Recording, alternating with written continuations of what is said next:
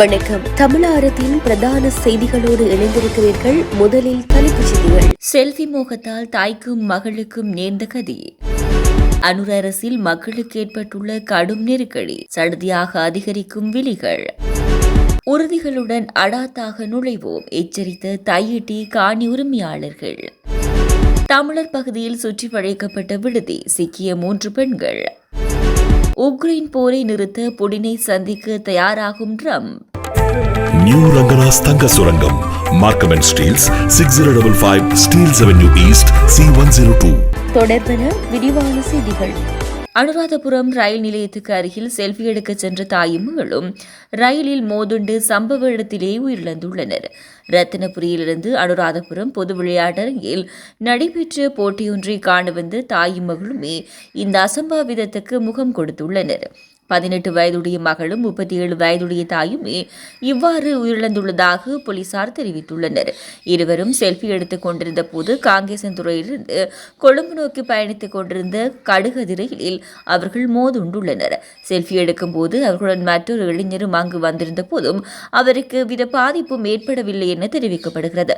சம்பவம் தொடர்பான மேலதிக விசாரணைகளை அனுராதபுரம் போலீசார் மேற்கொண்டு வருகின்றனர். பண்டிகை காலம் நெருங்கி வரும் நிலையில் அன்றாட பாவனைக்கான அத்தியாவசிய பொருட்களின் விலைகள் அதிகரித்துள்ளதாக தெரியவந்துள்ளது. இதனால் தாம் கடும் நெருக்கடிக்குள்ளாகியுள்ளதாக மக்கள் விசனம் தெரிவித்துள்ளனர். அரிசி, தேங்காய் எண்ணெய், மரக்கறிகள் போன்றவற்றின் விலைகள் தாக்குப்பிடிக்க முடியாத வகையில் அதிகரித்துள்ளன. இதன் காரணமாக குறைந்த வருமானம் பெறுபவர்கள் உள்ளிட்ட பலர் பாதிக்கப்பட்டுள்ளனர்.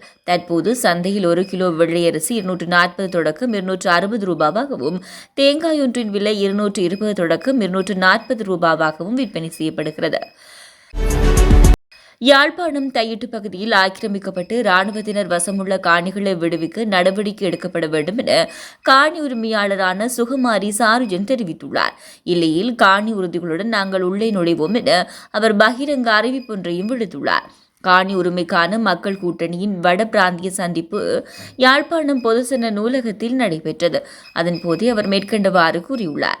அவர் மேலும் தெரிவிக்கையில், யுத்தம் மௌனிக்கப்பட்டு 15 வருடங்களாகியும் இன்னமும் காணிகள் விடுவிக்கப்படவில்லை. கடந்த ஆட்சி காலங்களில் பல்வேறு வகையான போராட்டங்களில் ஈடுபட்டும் மனுக்களை கொடுத்தும் எந்தவித பயனும் கிடைக்கவில்லை. தற்போது வந்துள்ள ஆட்சி மாற்றத்தை தொடர்ந்து நாங்கள் மீண்டும் இதனை வலியுறுத்த வேண்டும் என எதிர்பார்த்துள்ளோம். வவுனியாவில் தவறான தொழிலில் ஈடுபட்ட 3 பெண்கள் கைது செய்யப்பட்டுள்ளதாக தெரிவிக்கப்பட்டுள்ளது. குறித்த சம்பவம் இன்று இடம்பெற்றுள்ளதாக மாவட்ட மது ஒழிப்பு பிரிவு காவல்துறையினர் தெரிவித்துள்ளனர். இச்சம்பவம் தொடர்பில் மேலும் தெரிய வருகையில், வவுனியா மாவட்ட மது ஒழிப்பு காவல்துறையினருக்கு கிடைத்த ரகசிய தகவலை அடுத்து மாவட்ட மது ஒழிப்பு பிரிவு காவல்துறையினர் திடீர் சோதனையை மேற்கொண்டுள்ளனர். இதனை அடுத்து தேக்கவத்தை பகுதியில் உள்ள விடுதியொன்றில் தவறான தொழிலில் ஈடுபட்ட 3 பெண்கள் கைது செய்யப்பட்டுள்ளனர். இவ்வாறு கைது செய்யப்பட்டவர்கள் 20 தொடக்கம் 30 வயதுக்கு உட்பட்டவர்கள் என தெரிவிக்கப்பட்டுள்ளது.